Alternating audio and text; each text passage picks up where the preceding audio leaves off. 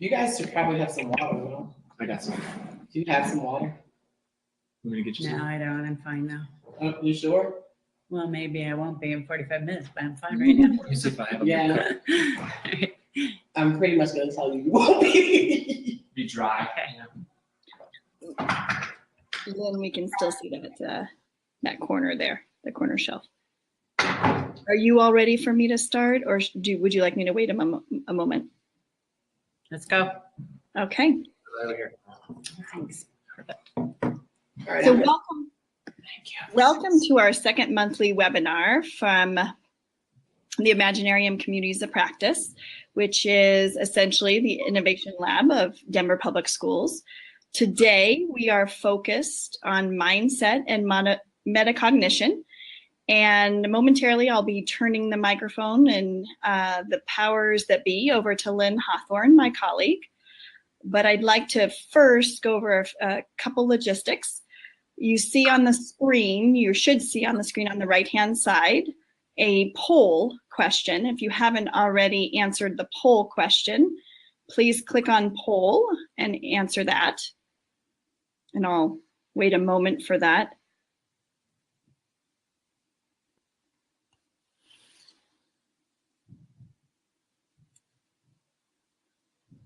We host these personalized learning webinars monthly, typically on the first Tuesday of each month. We will be recording this session today so that you have access to that on the Imaginarium website, which is imaginarium.dpsk12.org. And you can find these recorded webinars on our resources page. So I'm going to assume that most have filled in that poll and move on.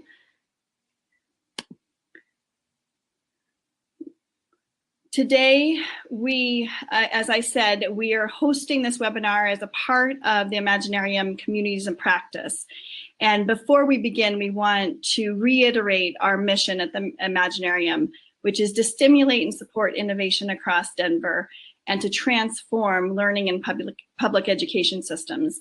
And in order to do that, we offer various professional learning opportunities for our schools, our teachers, and colleagues to learn more about what innovation means and to reflect on how that plays out in their classrooms. With that said, today, we're focused on the foundation, two of the four foundational elements of the Imaginarium driver model. Today we're focused on mindset and metacognition, which is a part of that purple foundation section. We're looking at right here what we call the outcomes model. And on the left-hand side, we begin with existing factors when we think about what we want to implement in a building. Those existing factors include what the schools, teachers, and students come with. In the middle is what we've outlined as our personalized learning elements and our primary and secondary drivers. And through those supports, we hope to see the student outcomes of academic growth, 21st century skills, and social emotional factors. Today, we're highlighting mindset and metacognition, which is a part of those skills and attributes of building learner agency and reinforcing learner agency. Last but not least, I want to introduce Lynn Hawthorne, our featured speaker and facilitator today. And Lynn has barely 34 years in education, is a fellow Spanish teacher and specialist in literacy and English language development. She's been a school leader of multiple schools, and she is currently an innovation partner, a fellow innovation partner in the Imaginarium, and facilitator of our mindset and metacognition communities of practice. So makes sense that we've chosen her to be that speaker today. And last but not least, a fun fact about Lynn is that she's an urban farmer. So Lynn, I'm going to turn it over to you. I want to let everybody know that we are using the chat feature for questions and answers. We've slated some time at the end of the webinar to answer for Lynn and our colleagues to answer questions. So please feel free to enter your questions into the chat feature, and we'll reference those questions at the end of the webinar. Lynn, I'm going to hand it over to you. Thank you. Thanks, Megan. I'm here in the 4th grade classroom at Montclair Elementary with Carl Horace, who will be one of our speakers as we continue farther on into the webinar. But before we get started, I want to share a story with you of a challenge that I faced recently on my urban farm. In this challenge, I want you to be thinking about how you responded to the challenges you faced in the poll. So I have a set of chickens, and this summer I was watching this one chicken just sit on a nest, and she'd been doing it for days. And I really didn't know what was going on. I wondered if she was sick. I knew it was hot in the nesting box, and I worried about her not getting enough food or water.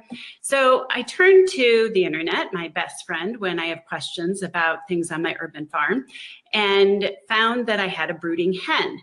So strategies for this brooding hen are to lift her out of the nesting box, throw her up in the air, wake her up, disrupt her in ways that might kind of reset her normalcy, let's put it that way. So it didn't work though. I dunked her in water, another suggestion. So then I turned to my network, and I happen to have a cousin who's working on a farm in Oregon, and I gave her a call and said, hey, what's going on with this hen? And she says, oh, that's the perfect opportunity to put new chicks underneath her because she wants to raise babies. And so I was like, oh, wow, because it's actually kind of a challenge to expand your flock because there's not, the older hens will just peck the younger ones if you don't give them the right conditions to bring in babies. So here I was out in the middle of the night, bringing out these little tiny babies I picked up and trying to stick them under the mom. Well, this loud chirping from these babies just put her right off the nest, and she went back to sit with the other hens. I'm like, oh no, now what do I do? These babies are not going to make it through the night, even though it was a nice warm summer night. It's not warm enough for chicks. So here then we went back inside. I calmed the babies down. We came back out 20 minutes later. The hen was back asleep in the nesting box. I tried it again, but this time much more surreptitiously. And in the morning, these babies were under the mom, and she became this wonderful mother, raised these chicks all summer long.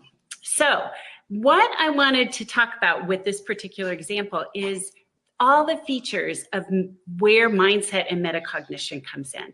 The issues that any of us that are wanting to be educators are wanting to help our kids learn how to tackle challenges, how to face obstacles, and how to move forward through them.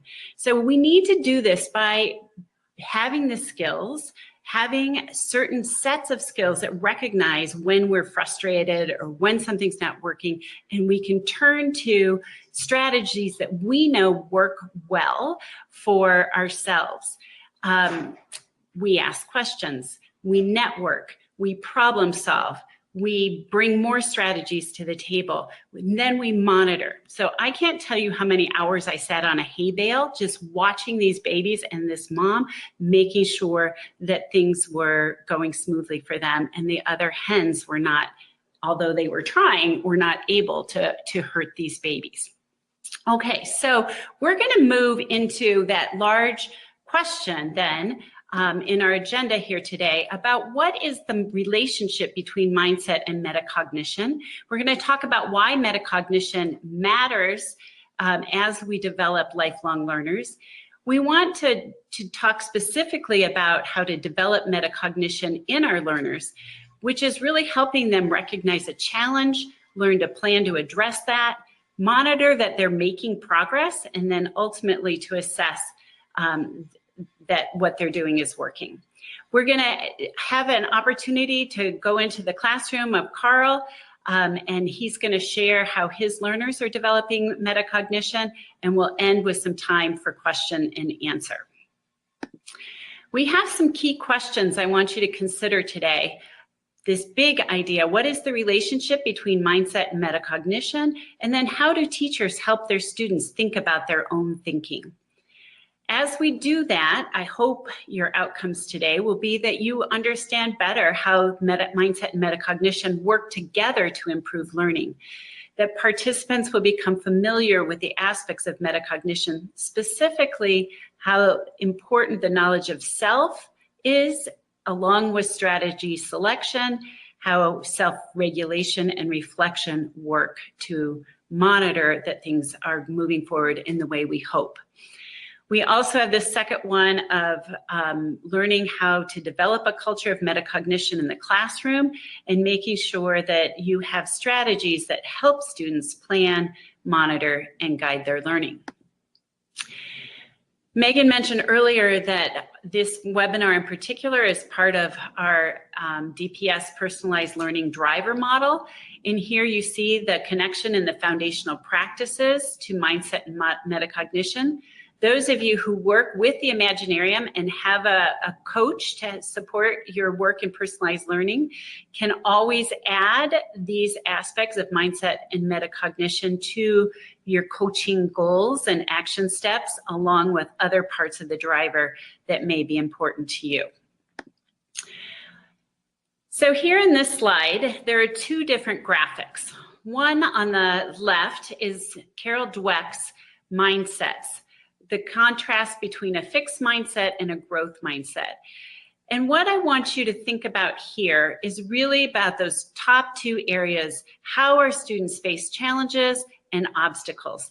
How often do we find that our kids reach a challenge and they shut down, or they sit back and they wait for the teacher to give a next direction or a next hint on how to move forward?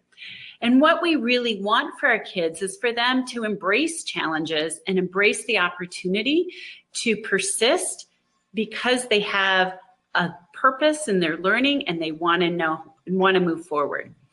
So this then brings us to the direct connection to metacognition. So mindset is the first place. Yes, I can take on a challenge, but now I have to think, well, how do I take on this challenge in a way that leads me through the challenge to the other side? So one of the things that across our nation, across our world probably, people are thinking much more about mindfulness, this concepts of being in the present, of knowing and recognizing feelings that you have in the moment so that you can then adjust, capitalize on what you know about yourself in that moment. So we want that piece right there to be the starting point of metacognition. I recognize that I have a challenge. I don't know what to do next. I may be feeling frustrated. I may be feeling anxious that I don't know how to solve this problem. But this is where I take a breath and I move to this area of how I know myself, what strategies that I have within me, what resilience I have because I faced challenges in the past, what works for me. I may turn to my social network. I may turn to the internet. Those are important parts of it. I may also take apart the task or the challenge and say, oh, what's really here? What really is making this hard? And do I know strategies that could help me move forward with this?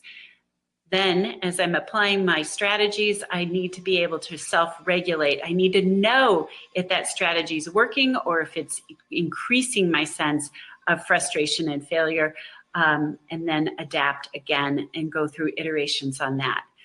So mindset is a state of being that we want to cultivate in our kids so that they are embracing challenges.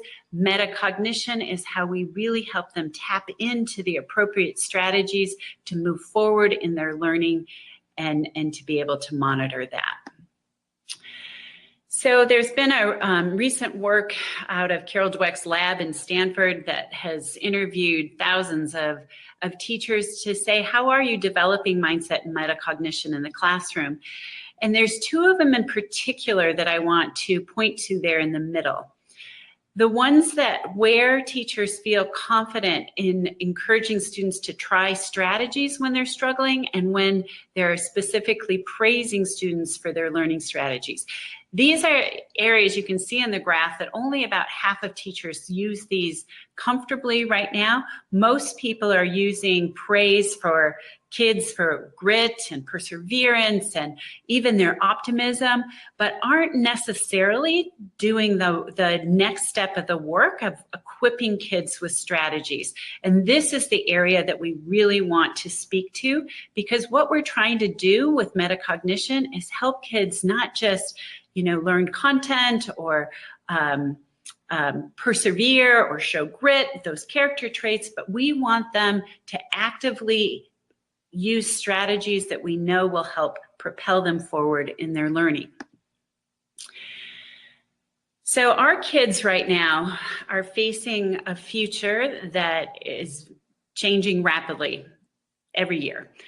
The ideas that we have for them as educators, we know are shifting dramatically. The work and career force readiness is telling us that our kids need more than anything problem-solving skills, analytical reasoning to help them move toward solutions to complex problems that don't have a single or simple solution. So in this way, what we're going to really start moving toward right now is this concept of going meta. How do we start looking at ourselves as learners? That is an old concept. It's not a new concept, but we're able now to, with our neuroscience, know that when kids are applying strategies, their brains are lighting up in multiple areas, and that they are making connections that are helping them propel them forward, checking along the way that they're on the right path. The concept is as old as John Dewey. He used to speak of the concept of being able to climb a tree, get better perspective, look down on the situation, and find new ways to move us forward. So why do we say that metacognition matters so much? Certainly, we've talked about the conditions of creating self-directed learners that can be learning throughout their lifetime. We know that metacognition is strengthening agency. So kids are not waiting to learn. They have the confidence that they can lean into their learning and move forward. I want to do a shout out particularly to High Tech Elementary. This photo is from one of their classrooms here. And in it, I want you to see how many different groups of kids are working independently or collaboratively in ways that you can see even in their body language, that they're learning and leaning into the learning in different ways, but that are working for them. This type of confidence certainly is for improving performance as kids have the confidence in themselves to be able to tackle the challenges that are put in front of them. We know specifically that teaching metacognitive strategies to students with disabilities helps them organize themselves around the challenges that they may face and learn a whole new set of coping strategies. So going meta, what does this actually look like? The first place that we want kids to gain awareness is this idea of what do they already know? What can they do? What don't they know? And what do they need to know? If they have that opening set of questions, they have a way to organize and prioritize their next step. We also want them to be able to keep track of what they know and how they're accumulating multiple pieces of knowledge that they need to stay connected. So strategies like graphic organizers are going to come into play. We want them to be able to always have the confidence that they have multiple things that they can try and that they're choosing between strategies to try next when they reach an impasse. So metacognition in action. We want to be able to be strategic, but what does it actually look like? It's invisible. We're thinking about our thinking. Nobody from the outside can actually look into our brains and be able to know exactly the work that we're doing. So what we need is for kids to talk out loud, and we need to be good observers of the type of actions that they're taking, their behaviors that are giving us insight into the thinking that's going on. So we might see kids predicting what's going to come next. So if I were thinking about my brooding hen, initially I was predicting that she might die if I didn't change some condition in her world because she wasn't eating and she wasn't drinking. The self-questioning, the ability to formulate a question. And in my case, I went back to saying, okay, what is going on? And finding that out first from my internet sources. And then when that wasn't enough for me, then I could go on to ask additional questions and say, well, is it possible to introduce a chick? And how do I do that? And those questions propel my actions forward. Certainly as teachers question students, the questions that are open-ended that say, what are you doing now? Like, what are you trying? And how is what you're trying helping you? Are questions we want kids to internalize so that they can eventually do that self-questioning and strengthen that to know that they're on the right track. Using discourse is a critical piece because when kids are in conversations in classroom and hosting academic conversations with their fellow students, then we know that they're gaining ideas from others and adding those and connecting those to work that's already going on in their own minds. They're making connections, they're strengthening their own responses.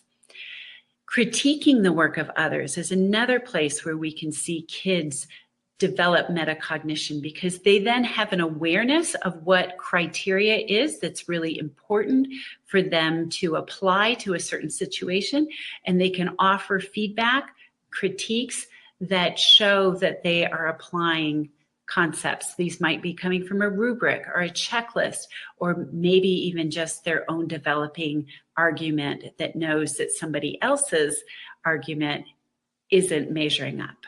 Self-assessment, reflections, using checklists are incredibly important for kids to say where they are and the scope of their development. And then we want them to revise. We want them to go through the process of knowing that their work can get better over time. So becoming strategic requires some work on teachers. It's not automatic for all students. For some young learners, they apply these strategies and they learn them just from their own experience. But for many students, particularly the ones we see who get stuck, who become passive, who sit back, these are the ones that we need to teach how to be strategic. So for a strategy to become self-regulated, one that I can use over and over in different ways, in different situations, this needs to be something I've practiced. It becomes habitual. It becomes conscious. I can name the strategy. I can describe it. I can tell when to use it and when it's relevant and when it might not be. This also needs to be goal-directed. So many of the people working with the Imaginarium are actually focused in their classrooms and personalized learning to develop goals and to become conscious of what their outcome is and how they want to get there. So I'm going to call out one of my teachers from the district, Matt Comer, and say that one thing he did last year regularly in his classroom was help his kids name a reading goal. But he didn't stop there. He didn't stop saying, hey, I'm at DRA 30 and I want to get to 40. He didn't just stop with naming the end goal. He always had his kids talk about the strategies that would help them get there. So one student might say, hey, I'm going to make pictures in my head. Another student might say, oh, I need to really practice my fluency because that's one of the things that helps me keep the big ideas in place as I go forward. Another student might have been stopping to summarize when the reading got challenging. That goal directedness, but with strategies aligned to the goal that are personalized for students, is really critical for becoming strategic. So the teacher's role in all of this, and we're going to hear more from Carl in a minute, is this idea of embedding strategy in authentic, challenging tasks, thinking aloud, modeling the strategy, telling the students how and why they use it. Really that idea of opening up your own head so kids can hear how you think, and then they can learn how to think in similar ways. Building in strategy practice, and then self-assessment so kids can talk about how the strategy is actually helping them reach their goals, and then this ultimate part of reflection. This next page is talking specifically about how metacognitive strategies are, they cover all different contents. So here we can talk about readers identifying their purpose for reading, writers identifying their purpose for writing, mathematicians identifying what they're trying to solve, the methods they need to solve that problem. Planning covers all of those areas. Monitoring when kids are on track or when they're not is also a piece that goes with all any content that kids are working on. And then self-regulating, knowing when something is unclear and when they need to apply a strategy to move forward, is a huge part of not getting stuck and knowing that they have what it takes to keep going. So I'll leave that this PowerPoint will be available to you. I'm not going to read through it at this point. I really want to move us now to hear from Carl and to see his classroom, and particularly to spend time with the bulletin board that's behind us, how he's developing metacognition with his students. So Carl, I'm going to move to you right now. Do you want to introduce yourself and say something about what you've been learning as you're teaching your own students? Sure. Hi, everybody. Thanks for participating. I hope that this will be useful as we all strive in our daily work to make education effective for these young learners, our future leaders. My name's Carl Horais. I've been teaching 3rd and 4th grade now for 10 years, and I've been with DPS for 7 years. And excited to be working on some metacognitive thinking strategies with my readers here at Montclair. So Carl, tell us how you became interested in developing metacognition with your students. I think the first time I was exposed to the idea of metacognition was in my teacher intern program. I was a career changer. I used to be a newspaper journalist in Nevada, and I went through the Stanley British Primary teacher training program out there on Quebec. And I remember them talking about being metacognitive and having to raise my hand and ask, what does that mean? You know, and I remember we talked a lot about John Dewey and stuff too, and like really trying to get a different perspective and helping those students kind of monitor their own progress and set goals for themselves. And then more recently, I worked 2 years ago with the PEBC, the Professional Education and Business Coalition, on Compact Blue with some excellent partners at the Denver Green School. What's up, Carlos and Detmer? Hope you guys are doing great out there. But we worked on these strategies right here, these metacognitive thinking strategies that are on the wall behind me here, and really using those to help students set goals for their reading and monitor their progress in reading. So let's just move on to this next slide, just so people can see those strategies up close. But Carl, tell us, what do you see as the benefit to practicing metacognitive strategies to your obviously creative learners? So at my school, we're really pushing to make learning differentiated. That's kind of an old word now, and I feel like the big new push is to be personalized, like even more like differentiated, even more differentiated. And I feel like the minute you get metacognitive, it's totally personalized to that learner, right? They are reflecting on specifically what they need. as opposed to just one teacher lecturing in the front to everybody, regardless of what their individual needs are. So an example of how I use that in places other than just reading, like in social studies, everybody's been studying how the people of Colorado and their choices have affected Colorado's history. And we had this culminating project last Wednesday where each student dressed up as a person from Colorado history, Emily Griffith or Bill Pickett or Bill Hickok or any of these folks. And then it was cool to have them grade their own report and to watch and give them the rubric from the beginning that they would be graded on, and then have them reflect, how did they do on their presentation? How did they do on their research? How did they do on their costume? How did they do on their presentation? Were they enthusiastic or incoherent? And to see them take ownership of it and reflect on it and set goals for their next steps, it was totally personalized and totally metacognitive. And I think it was much more effective, than me trying to do all the grading totally by myself. I think all elementary school teachers out there know that we've got enough on our plates already. So for the students to take ownership and reflect on their own learning is going to be much more effective. And they kind of share the load then and can identify goals for themselves. Great, thank you.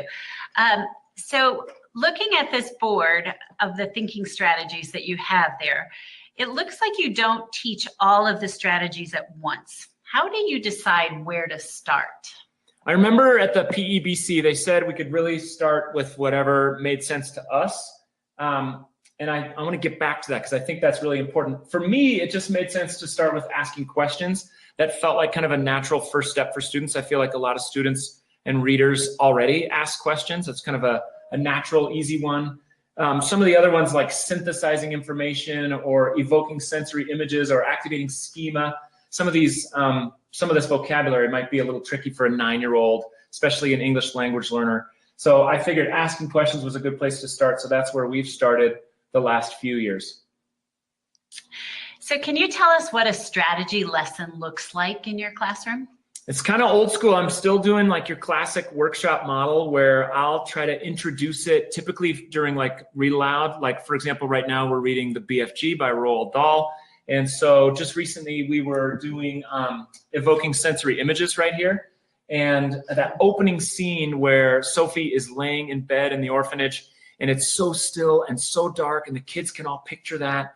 And then there's that, he describes a blade of light coming diagonally through the blinds into the room, and just these sensory images. We talked about how we could really imagine that scene and feel like we were there, and how that sort of transported us into the story, and how that's so much deeper than just sounding out words, right? And that's what reading truly is. So starting with an example, for example, from a read aloud, and then as you talked about, really doing a think aloud to sort of model what that sounds like and what that feels like so the students feel comfortable doing it themselves, and then turning them loose to go do it. I have all these little cards here ready for them to use whenever they have one, an example, and I'll push them. I'll be like, hey, today, really, we're really trying to work on evoking sensory images. And, you don't have to do it, but if you come up with a good example of some sensory details in your book during independent reading today, then, or even during guided reading, let's get those down on paper. Or, determining importance, or one of the other examples, push them to try to come up with something maybe by the end of the week or something like that. So there's some accountability there. And then I think it's really important too, by the end of the session, to really have that closure piece and then get together as a group and have a few students share what they came up with, so that, again, it's really their learning, it's their ideas. It's not just one teacher lecturing. I'm really enjoying reading some of your kids. I smelt PBJ and pickle sandwiches and with a gooey, sloppy, slimy mess. All right, so you started using these strategies for reading comprehension, but recently in our community of practice, you mentioned that they work for other content and maybe even behavior. Can you give us some examples of how you're using it in different ways? Sure. A good one is over in this corner here, monitoring for meaning. We're always talking about that in our guided reading groups. If you're reading out loud and you say a word that's not a real word, then some red flags should go up in your mind and you need to say, whoa, that's not a real word. Or if you say something that doesn't match the letters that are there, you need to stop and go back and try again, or think about it, use your context clues.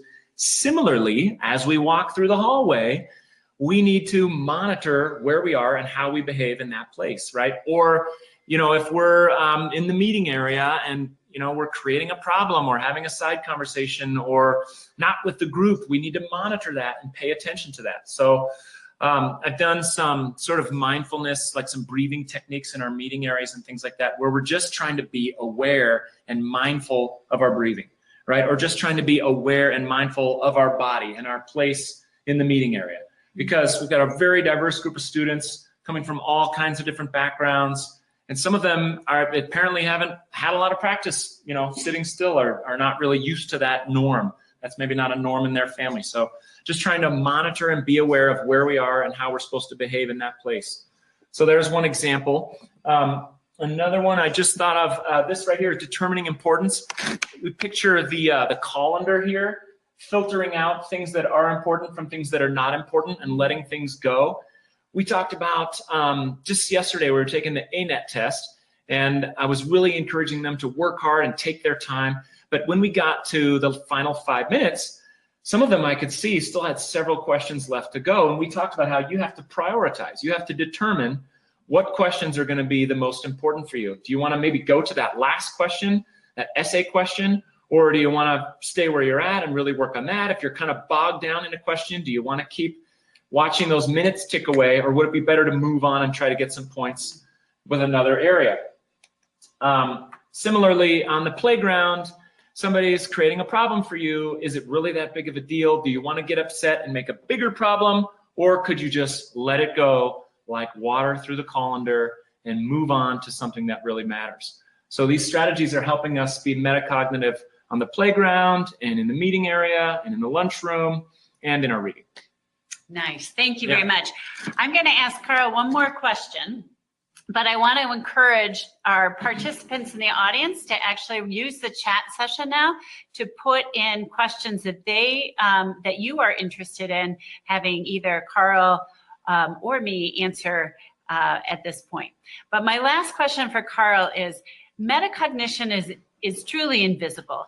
So what are the signs that you're looking for that your students are developing these skills that you want them to have for their lifelong learning? That's a great question. I think it can be really hard sometimes to quantify that, right? Like there's not really a rubric for it, but I bet we could come up with something. I liked what you said earlier about leaning in. Like if the students are leaning in, they're that engaged, they're that excited, you know there's some deep engagement there, right? As opposed to like the eye roll, like in the back of the room, not wanting to participate, there's a lot less engagement there. For metacognition, what does metacognition look like? I use portfolios. I brought some examples here of portfolios. I make sure that before parent-teacher conferences come up, the students do a sort of a self-reflection here. How's your reading going? How's your math going? You know, what strategies are you using in your reading? What strategies are you using in your math? And then I even ask them about the metacognitive thinking strategies they're using in their reading. And finally, behavior, that's always an important one to talk about. And then I think it's really important that the students lead their own conferences. I know, at least for fourth graders, they're totally capable of doing this. And that way, they come in, they sit down, they take it seriously. And the most important person to hear the feedback from the conference has heard it and can go out and act on it, as opposed to the grown-ups getting together and talking about them behind their backs. This way, the students have reflected on how they're doing in school, what they need to change, and can set goals for the future. And they can be proud to tell their parents where they're going, what their goals are, where they're headed, etc. So I think that's a really good sign to see them then reflecting. Also, we put our like iStation and ANET reading tests in here. So again, every time we get a new set of scores, we'll take some time to reflect, to talk about that, fill out a reflection form where they're maybe chatting with partners or table groups first, and then setting goals for themselves. Or maybe we could do that in their guided reading groups as well, where they're setting goals for themselves and then writing them down and then checking in. So the next time we get those iStation scores, how did you do? Did you meet your goal? Which metacognitive thinking strategies did you use, etc. So you really see them sort of taking ownership for the learning and for the goal setting, as opposed to it all being assigned to them or told to them by the teachers, by the grown-ups. And you made me reflect earlier with your comments about the small groups. I'd like to see more of that in this classroom. I'd like to see, like, we have another upcoming social studies project where they're supposed to think about the biggest civic problems in Colorado today and then work to solve them. So that sounds like a great opportunity for students to do some research about what the issues are, whether it be education funding or homelessness or any other kind of problems they could come up with. And then they could have some voice and choice in thinking about which one they want to work on before they get to work contacting their senators and writing to the newspaper and collecting, items for the homeless or whatever. So I think we'll see it with their engagement and with them leaning into the learning because they're so excited. Nice. Yeah. All right. Before we get to the question and answer, I want to just share with you our resource page. The first link is to the mindset kit that the Stanford Lab offers. So there's plenty of training modules for teachers and also lessons for you to use with your students if you're interested in more information about growth mindset. Thinking strategies for readers, writers, and mathematicians. This is the website to the PEBC that Carl referred to. It has just very clear descriptions of each one of these thinking strategies that we've been mentioning here. There's a short animated video called Good Thinking. That's so metacognitive. If you're interested in the difference between cognitive skills and metacognitive skills and seeing them in action in a science lesson. And then finally, on the Imaginarium, on Schoology, there is an Imaginarium course with personalized learning resources. There's an access code there. So if you're on Schoology and would like to see lots of resources related to metacognition and mindset, please check that resource out. Additionally, Carl and I are part of a community of practice where our group meets monthly to think about how we're seeing mindset and developing it in the classroom and how we're developing different metacognitive strategies, and we would be glad for you to join us. So Megan, I'm going to turn it back to you to bring questions forward from the chat room. Let's move here. Great, thank you, Lynn. So appreciate all of your ideas and thoughts. So again, for those of you in the audience, please post your chat questions. As you're getting your thoughts together, I'd like to pose a question to both Lynn and Carl. First off, thank you both so much for sharing so many ideas and really replicable strategies to begin right away. I think one thing on my mind that teachers might be thinking right now is, where do I start? Considering some of the slides on being and becoming strategic, and there's quite a few strategies listed, but as I consider implementing both mindset and metacognition, is there one place that you would suggest that we start? I'll start and then I'll turn it to you, Carl. Sure. But I would say in terms of mindset, one of the things, this actually is a teacher in our group, Jamie, who has been really working on mindset sentence stems for kids. So when she notices a student that doesn't have the language or is expressing a lot of frustration, she has posters in her room that flip, I can't do this to I can, and this is how. So it may be place for mindset to just help kids start with recognizing that they're now frustrated and they're not really wanting to lean into the challenge, and then helping them reframe that to move forward. The how is the naming a strategy. And right now you can see even in Carl's room that the kids have multiple strategies. So we want them to choose one strategy that might help them lean in, propel them forward in their work. Carl, what would you add to that? I would say the easiest little piece to start with is to praise effort and praise the process rather than, when you're grading assignments or even just chatting with a student one-on-one, rather than the easy, people always used to do a star or write that this is great or whatever, but we've got to be more specific. And it's an easy one to do is just say, wow, you must have worked so hard on this. so that they learn to see that the work and the effort is what really matters. And then I would say kind of a next step, if you're doing that and you're ready to move on, is to have students set goals for themselves, to reflect on their own learning and set goals for themselves. And then an easy thing to incorporate into that is to play a video for them about the learning styles. You know, are you an auditory learner or a visual learner or someone that needs to get up and move to really learn something? And then have students, if you want to try to do a survey so they can identify that, or maybe they even just self-identify. Oh, I think I like to move, or you know, if I hear it, I'm learning it, or I prefer to doodle and take notes. They can identify that on their profile, their learner profile, and then and have them share out, have students talk about what sort of learning style they have. Then they can start to see each other as resources, like you mentioned. Oh, well, we need someone to illustrate for our project. Let's go to so-and-so, they're a more visual learner. Or, oh, we need someone who can get up and present these ideas vocally. Let's go to so-and-so, they're really great at explaining things orally. So seeing students start to identify their learning style. And the strengths that they have that they can share as a group, that's great. So again, as we wait for other chat questions to come in, wondering about those students in the moment that you notice are giving up when they're faced with a challenge, and they're beginning to feel that frustration, and you're seeing that frustration, they're expressing that frustration. What can a teacher do in that moment, knowing that they're building this system of growth mindset and metacognitive skills? I mean, the first thing that came to my mind was just being with them one-on-one. If you could squat down next to them and spend some time with them.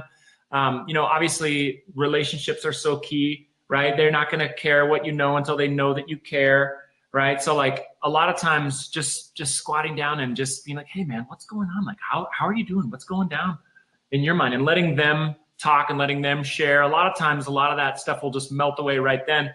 Obviously, if you have more than one, if you have 3, 4, 5, 6, 7 of those, all of a sudden it might be time for a whole class break. Like, okay, guys, we got to come back together to the meeting area. We got to talk about this. Let's talk about some of the struggles and let their voice be heard. Why is this confusing? What are the problems?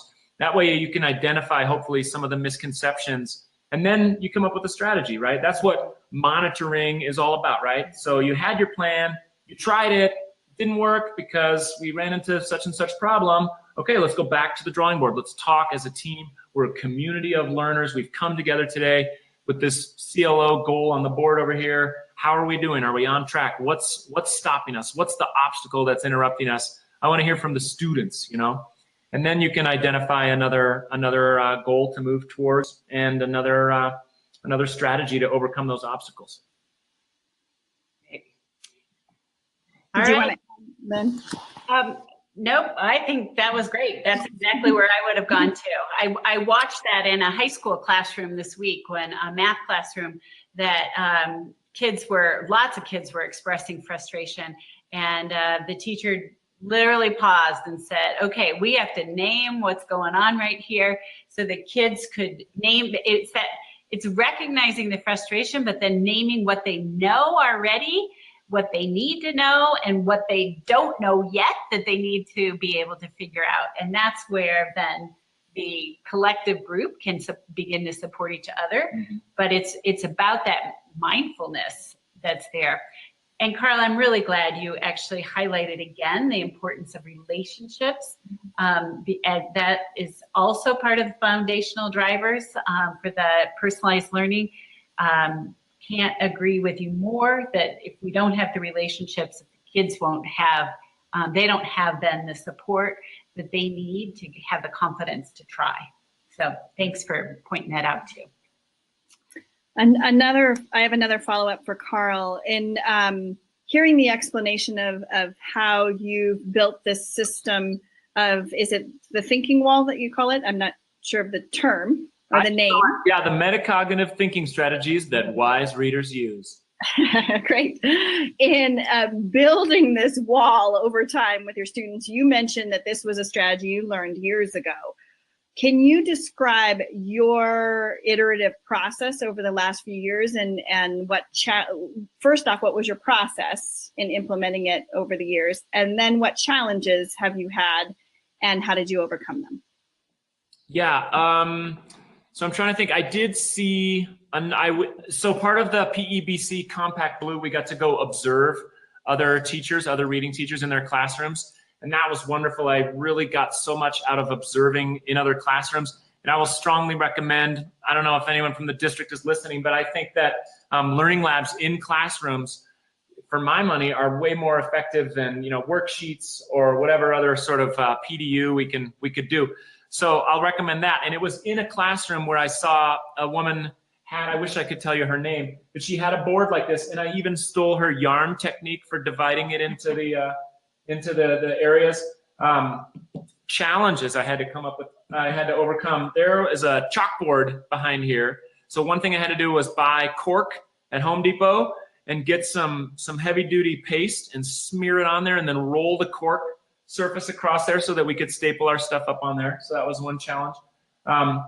Another challenge, I think, is not to lecture too much, for having the teacher talk too much and try to do the heavy academic lifting for the students, because they're the ones that need to do it, right? So I find a lot of times, like, I just need to stop talking and ask them.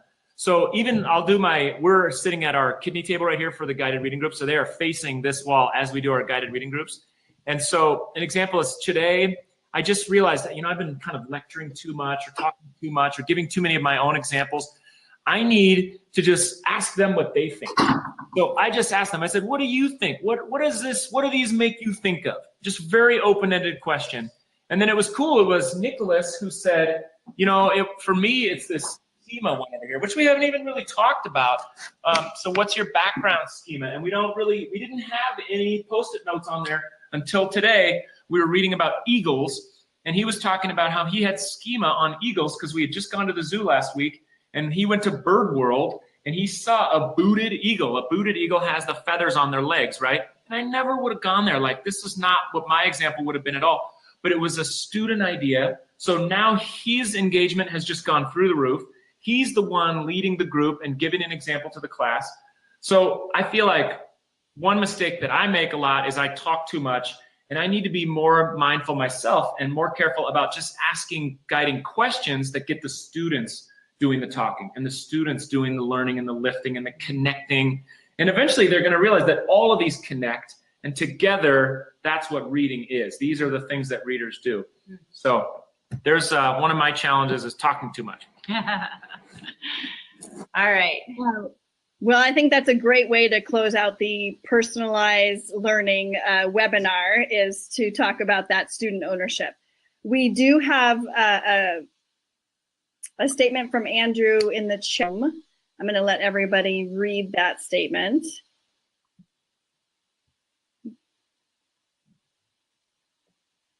And I'll read it aloud. Metacognition beyond just cognitive strategies and cognitive self-regulation is important because metacognition needs to apply to all aspects of the child's functioning in the classroom. Cognition, emotion, physical well-being, relationships with other children, etc. His question is, agreed? I'll toss that to Lynn and Carl briefly, and then we'll move forward. Yes, we agree.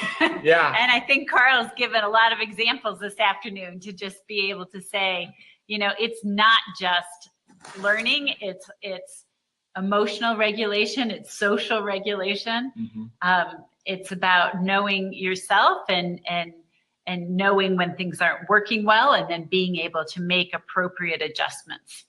Yeah, I'll agree. I feel like I'm just figuring this all out, that it is all connected, but it sounds like Andrew could get on here and probably give a lot better explanation than I'm doing. But thank you, Andrew, for chiming in. I think you're totally right. I totally agree with you that it's all about the whole child, and that, you know, these kids aren't going to be able to learn if they're not, you know, fed and feeling safe and emotionally secure and all of that stuff too. So good point, Andrew. We agree. A way to bring all of those foundational strategies together and looking at the whole child. So thank you. Thank you all. So as we close out today's webinar, I'd like to thank all of you for attending and taking the time to attend. Huge thanks to Lynn for your time and your thoughtful facilitation and preparation to pose wonderful and relevant information and ideas to all of us. Another huge thanks to Carl.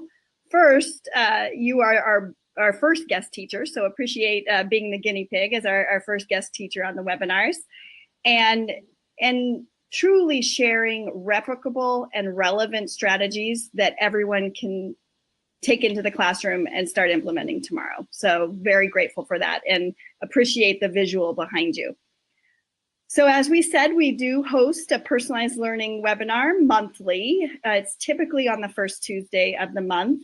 There are some open slots on open topics. So if you have any specific requests or ideas as to what you'd like covered, please let us know and email me at megan_HENNESSY@dpsk12.org. So with that said, thank you all for attending. We appreciate the time and see you next month. Thanks again. Thanks, Megan. Bye-bye. Bye-bye.